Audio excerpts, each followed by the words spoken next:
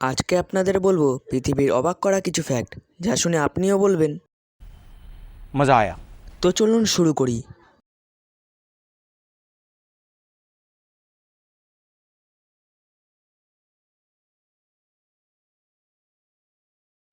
আপনি কি জানেন পৃথিবীর সবচেয়ে মিষ্টি পদার্থ মধু কখনো নষ্ট হয় না?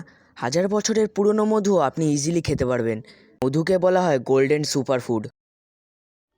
আপনি কি জানেন পৃথিবীর সবচেয়ে দ্রুত বাড়তে থাকা গাছের নাম? আসলে সেই গাছটি হলো বাঁশ গাছ।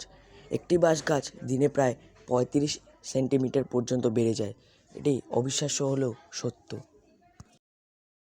তরমুজকে আমরা ফল বলি, কিন্তু বোটানিক্যালি এটা আসলে বেরি টাইপ সবজি।